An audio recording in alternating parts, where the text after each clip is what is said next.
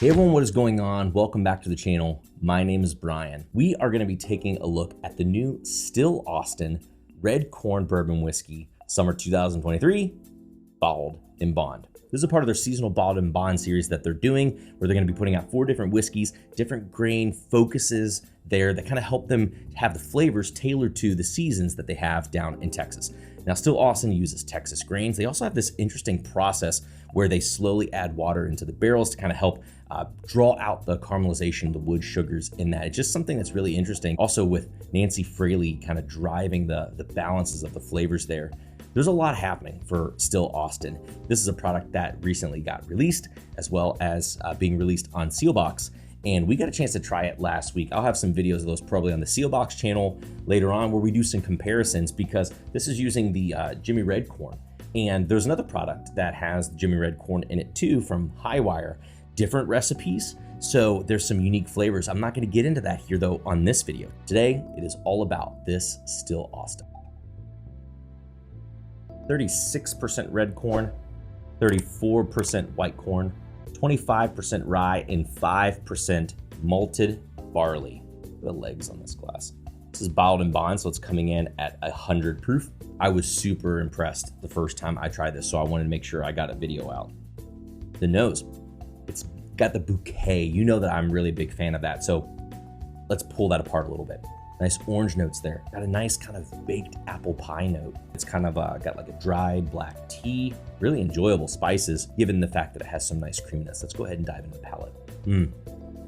I feel like right away, it's the spices that seem to come out the most, which is really nice, especially given it's 100 proof. It has some kind of peppermint, black pepper, nutmeg-like notes that bite right at the beginning of the palate. But then it has this kind of maple, this kind of heavy demerara syrup like sweetness to it here on the palate as it transitions on. And this is wild. It's only been in the glass for a few minutes, but every few sips, it seems like it unveils some new flavors. You know, that kind of complexity is something I really look forward to pour. So as I'm sitting with it more, you get a little bit more barrel char.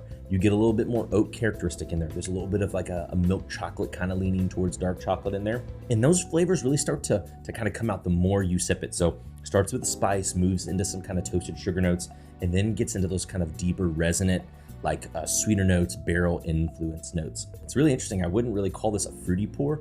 It's got that kind of toasted vanilla note that kind of sits on the palate most, but as it lingers into the finish, you do kind of know some plum. You kind of get some raisin-like notes, kind of like a nice raisin bread, a little bit of like a Luxardo cherry syrup. And it just, I think what's so nice is how nice and full the mouthfeel is. Again, given it's 100 proof. It is not sweet forward, but it's not overly spicy either. There is sweetness and there is spice, there is barrel influence, and there's subtle fruitiness. And I think this is just a really enjoyable all-around pour. If you are one who likes something that's got some spice to it, but you don't want it to be dominant, you don't want it to have really aggressive, maybe young, kind of very spiky spices, this right here is really getting a nice layered spice to it. I cannot wait to see how this continues to open up. Good citrus, nice kind of like tannins that kind of nip around, whether that's oak, whether it's the tea I mentioned, whether it's kind of the citrus peel like in there. Nice balanced butter cookie, vanilla kind of sweetness in there. Really complex finish as it goes with kind of like this darker syrup note and some of the dark fruits, the red fruits as well.